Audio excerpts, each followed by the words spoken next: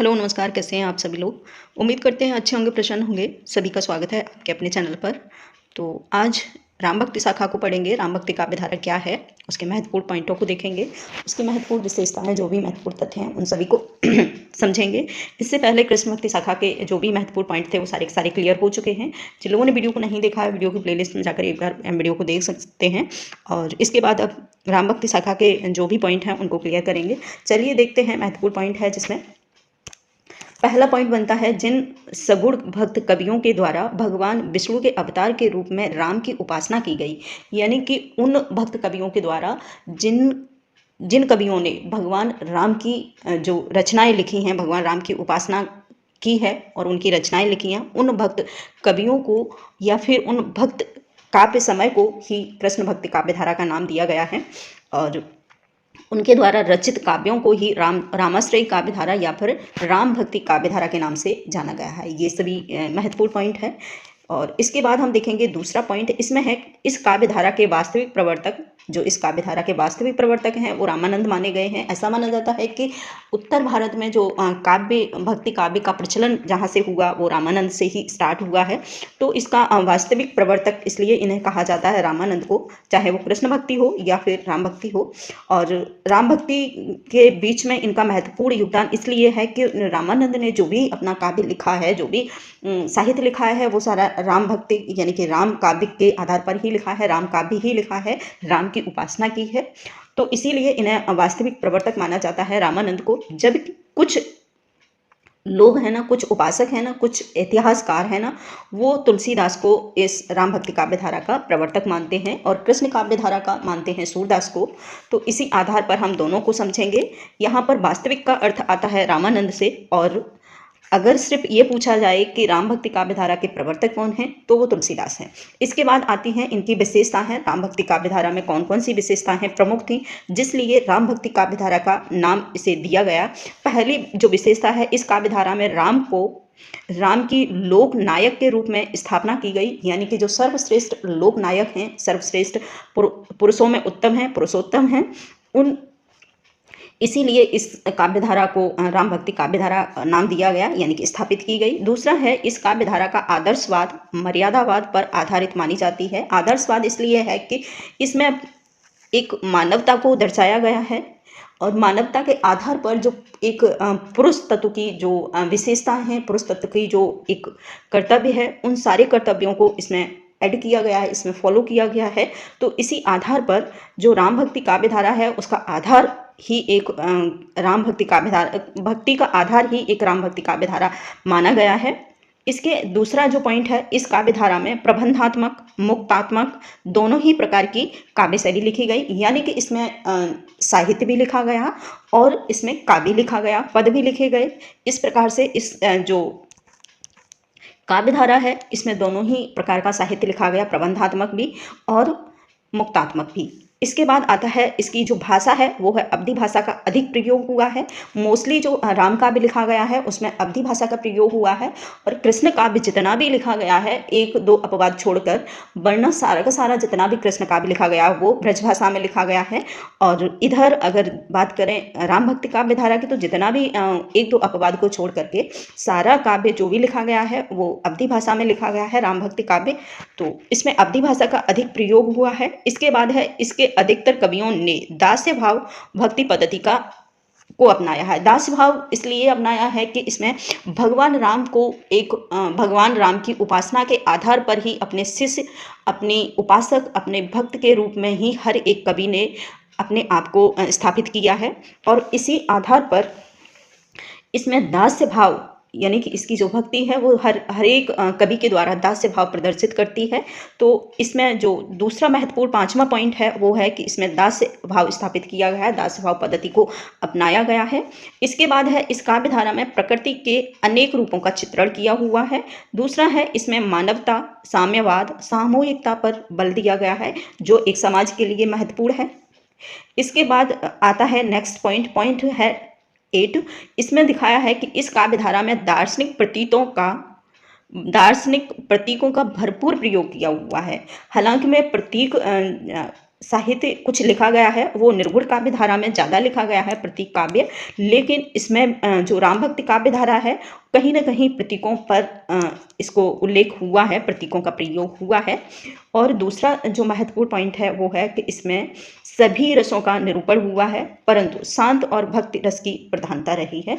पूछा जाए कि अगर राम भक्ति शाखा में या राम भक्ति काव्य धारा में किस रस का उल्लेख हुआ है, किस रस की प्रधानता रही है, तो दो रस प्रधान है। पहला है भक्ति रस और दूसरा है शांति रस। कृष्ण भक्ति शाखा में भी दो रसों की प्रधानता रही है। उसमें एक आता है श्रृंगार रस, दूसरा आता है वात्सल्य रस। ये दो रसों की प्रधानता रही है। श्रृंगार रस और वात्सल्य रस उसमें महत्वपूर्ण रहा है कृष्ण भक्ति काव्य धारा में। साथ ही उसमें आता है वात्सल्य रस के साथ ही उसमें एक रस और स्थापित होता है, वो है भक्ति रस। तो कहा जाए है कि कृष्ण काव्य धारा में तीन रस प्रधान रहे हैं और राम भक्ति काव्य धारा में दो रस प्रधान रहे हैं, जिसमें है शांति रस और है भक्ति रस। कृष्ण भक्ति काव्य धारा में तीनों का प्रयोग बहुत ही महत्वपूर्ण ढंग से किया गया है। इसके बाद जो आता है लास्ट पॉइंट है इसकी विशेषता में, वो है 10वां पॉइंट। 10वें पॉइंट में बताया है इस काव्य धारा के अधिकतर कवियों ने स्वानंत सुखाय की भावना से लेखन कार्य किया है। यानी कि इस काव्य धारा के जो कवि हैं उन सभी कवियों ने स्वायंत सुखाय काव्य धारा प्रवृत्ति का, भावना का उल्लेख किया है, जिसमें सबसे महत्वपूर्ण नाम आता है तुलसीदास का।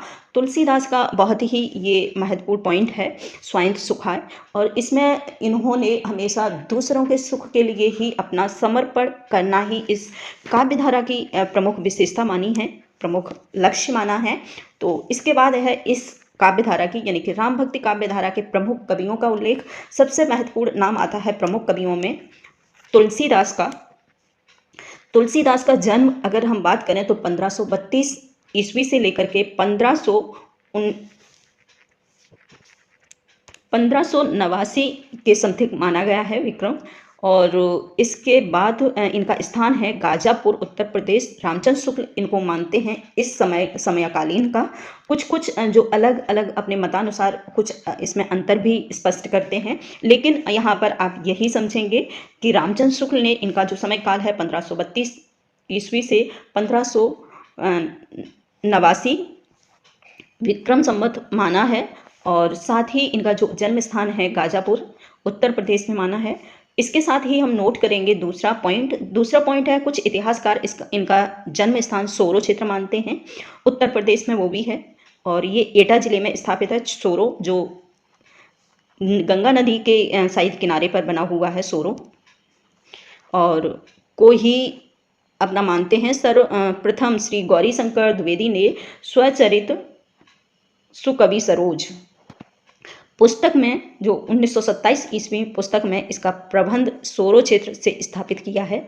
बहुत ज़्यादा समय नहीं हुआ है, सुकवि सरोज के द्वारा ये इन्होंने पुष्ट किया है, इन्होंने स्पष्ट किया है कि सोरो क्षेत्र में तुलसीदास का जन्म हुआ, जो एटा में स्थित है। और रामनरेश त्रिपाठी ने भी इनका जो जन्म स्थान सोरो ही माना है। मृत्यु का समय हम बात करें तो वो है 1623 ईस्वी और विक्रम है 1680। इसके बाद है दूसरा तथ्य है संवत 1680, 80 गंग के तीर, श्रावण शुक्ला सप्तमी, तुलसी तजो शरीर। ये प्रमुख पंक्तियां हैं इनके मृत्युकाल के समय की। इन पंक्तियों को याद रखिए जिससे आप अपनी डेट को हमेशा सुदृढ़ बना सकते हैं। तो ये है संवत 1680, संवत 1600 ऊपर लिखा हुआ है, संवत 1680। 80 गंग के तीर यानी कि सोरो जहाँ वो है स्थापित है, उसी गंग के तीर श्रावण शुक्ला सप्तमी यानी कि कृष्ण पक्ष के सप्तमी का जो दिन था, उसी दिन इन्होंने तुलसीदास ने अपने शरीर को त्याग किया था, यानी कि उनकी मृत्यु हुई थी। दूसरा नोट है इसमें तुलसीदास के जीवन चरित्र पर रचना लिखने वाले बाबा बैनी माधव दास, महत्वपूर्ण ये कवि हैं बैनी माधव दास का बहुत उल्लेख मिलता है कृष्ण राम भक्ति काव्य धारा में।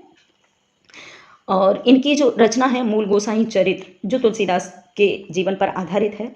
इस पद्य में श्रावण शुक्ला सप्तमी के स्थान पर श्रावण शुक्ला तीज शनि का प्रयोग किया है जो माधवदास ने।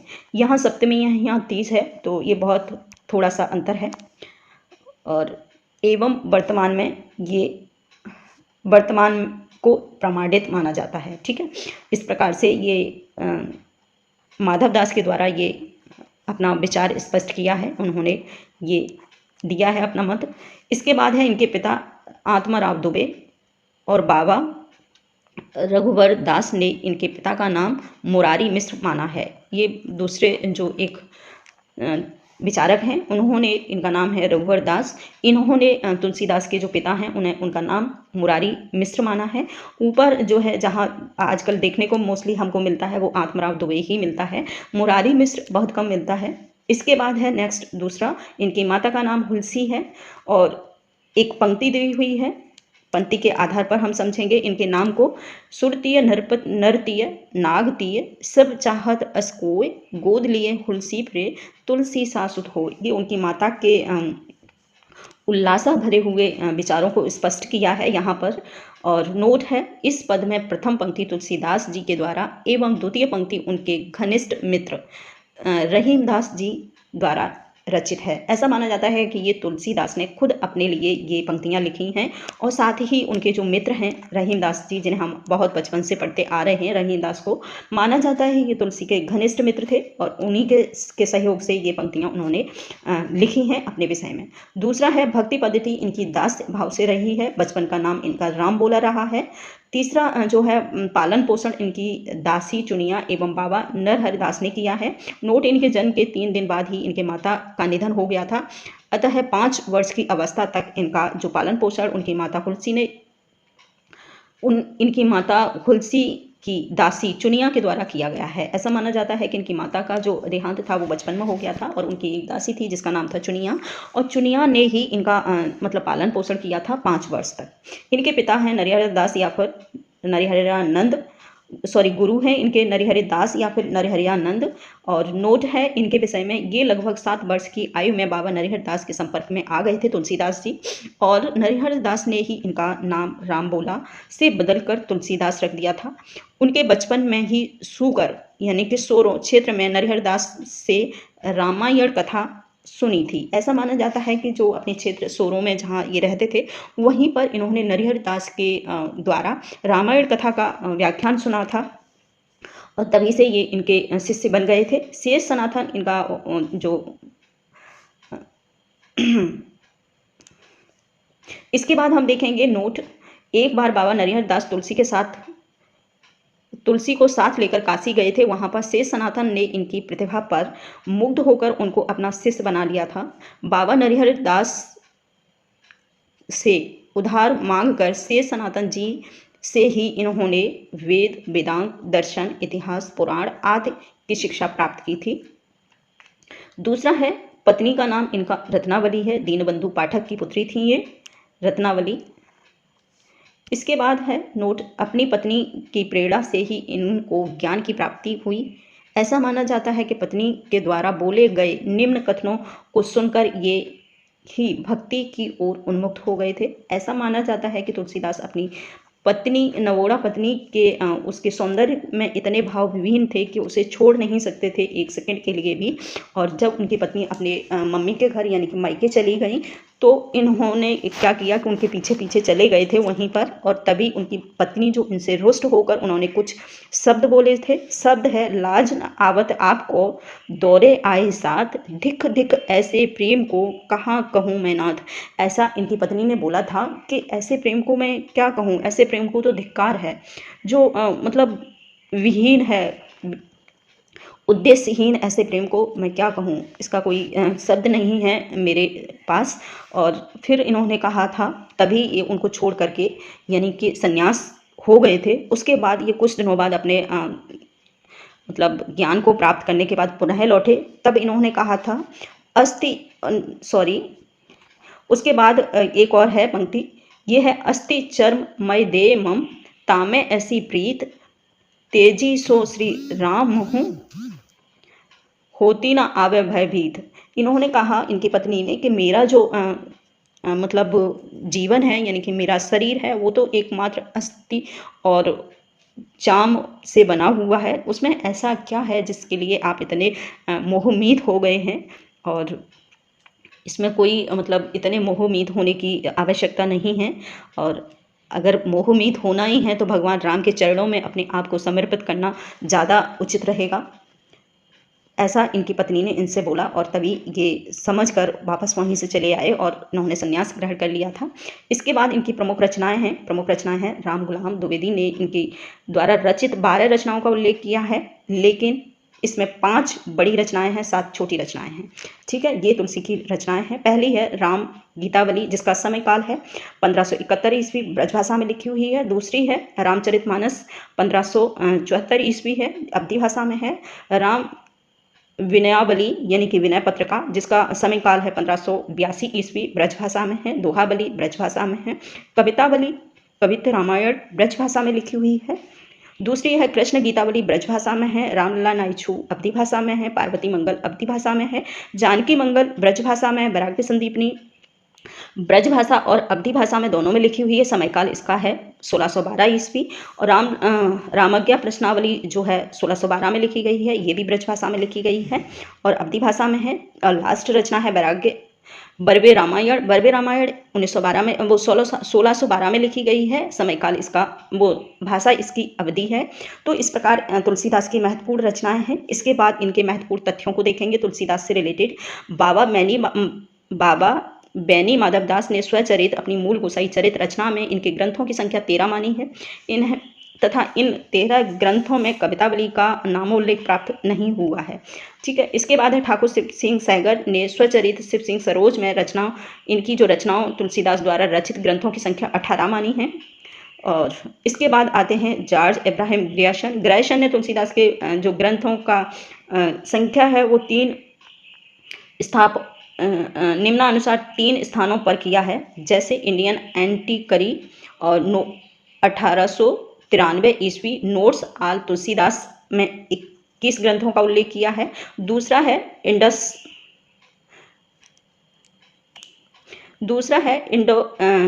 इंट्रोडक्शन टू द मानस, जिसमें है खड़ग विलास प्रेस गोरखपुर में 17 ग्रंथों का उल्लेख किया है। तीसरा जो इनका भाग है वो है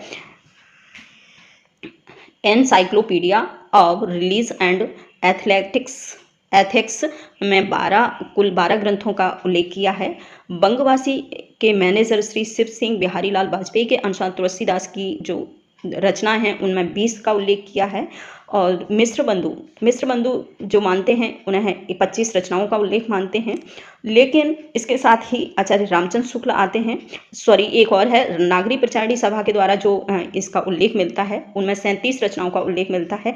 यह चूँकि एक ऑथेंटिक प्रेस है, तो इसीलिए इसको समझना और याद रखना बहुत ज़रूरी है कि नागरी प्रचारणी सभा के द्वारा तुलसीदास के कुल कितने जो रचना ग्रंथ हैं उनका उल्लेख हुआ है। तो 37 रचनाओं का इसमें उल्लेख माना जाता है नागरी प्रचारणी सभा में। इसके बाद आता है आचार्य रामचंद्र शुक्ल। आचार्य रामचंद्र शुक्ल ने इनके 12 जो ग्रंथ हैं उनका उल्लेख मिलता है। मोस्टली अब जब भी हम पढ़ते हैं तो तुलसीदास के कुल 12 ग्रंथों का ही हमें उल्लेख मिलता है, लेकिन समझने के लिए इस प्रकार से हम समझ सकते हैं। जिसमें ज़्यादा समझने वाली चीज़ है वो है नागरी प्रचारणी सभा और है आचार्य रामचंद्र शुक्ल के द्वारा जो दिया हुआ तथ्य हैं उनको समझना जरूरी है। इसके बाद जो आता है और शिव सिंह सरोज का उल्लेख भी है और इन्होंने भी माना है 9 शिव सिंह सरोज के द्वारा जो स्थापित है उन्होंने 9 मानी हैं, लेकिन फिर भी इनकी रचनाओं को हम देखेंगे। जो शिव सिंह सरोज की रचनाएं वो इस प्रकार हैं, इन्होंने ये मानी है। इसके बाद है इन्होंने हनुमान बाहुक, ये महत्वपूर्ण तथ्य हैं, इनको समझना बहुत ज़रूरी है। हनुमान बाहुक की जो रचना है इन्होंने अनिष्ट निवारण के लिए की थी और वर्तमान में अधिकतर विद्वान रचना को कवितावली रचना का ही एक भाग मानते हैं। कुछ विद्वान हैं जो इनकी हनुमान बाहुक रचना है वो इन्होंने अपनी शारीरिक पीड़ा से मुक्त होने के लिए इन्होंने इस रचना का उल्लेख किया, रचना लिखी थी। और कुछ विद्वान इसको कवितावली का ही एक दूसरा पाठ मानते हैं। दूसरी रचना है भक्तमाल। भक्तमाल के रचयिता हैं नाभादास। इनको कलिकाल का वाल्मीकि कहा जाता है। जॉर्ज एब्राहिम ग्रेशन ने इनको महात्मा बुद्ध के बाद दूसरा बड़ा लोकनायक माना है, तुलसीदास को कहकर पुकारा है। पाश्चात्य विद्वान विसेंट स्मिथ महोदय ने इनको मुगल काल का सबसे बड़ा आदमी कहा है। और इसके बाद आता है डॉक्टर मधुसूदन सरस्वती ने इनको आनंदवन का वृक्ष कहकर पुकारा है। और आनंदवन ने कश्यत जंगलस्त तुलसी तरु, ऐसा इन्होंने कहा है। ये प्रमुख पंक्तियां दी हुई हैं। इसके बाद है आचार्य रामचंद्र शुक्ल ने इनको हिंदी का जातीय कवि कहकर पुकारा है। तुलसीदास से पहले हिंदी साहित्य जगत में निम्न लिखित रचना शैली प्रसिद्ध थी, जिसमें है छप्पय पद्धति भी गाथा काव्य में थी। गीत पद्धति विद्यापति के समय और सूरदास के समय स्थापित हुई। कवित सवैया पद्धति गंग कवि भाट कवि की रचनाओं में मिलती है। दूसरी है सूक्ति पद्धति नीत काव्य में मिलती हैं, जो रहीमदास और कबीरदास के द्वारा स्थापित है। इसके बाद आता है दोहा चौपाई पद्धति, जो प्रेमाख्यान काव्य रचनाओं में मिलती है। परंतु तुलसीदास की रचनाओं में इन सभी पद्धतियों का एक साथ सुंदर प्रयोग देखने को मिलता है। ये प्रमुख पद्धतियां हैं जो काव्य साहित्य में, भक्ति काव्य साहित्य में लिखी गई। लेकिन तुलसीदास की जो साहित्य है उसमें इन सारी पद्धतियों का बखूबी उल्लेख किया गया है। और तुलसीदास स्मार्त वैष्णव थे, अतः वे स्मार्त वैष्णवों की तरह 5 देवताओं की पूजा में विश्वास रखते थे। वे देवता हैं विष्णु, शिव, दुर्गा, सूर्य और गणेश। इसके बाद आचार्य हजारी प्रसाद द्विवेदी ने इनकी प्रशंसा में लिखा है, अपरिचितम धैर्य लेकर एक पुत्र पैदा हुआ, जिसने भारत में समन्वय की चेष्टा की। उसका काव्य जीवन 2 कोटियों को मिलाने वाला काव्य है। ये प्रमुख जो लाइन है वो है हजारी प्रसाद द्विवेदी के द्वारा कबीरदास के लिए।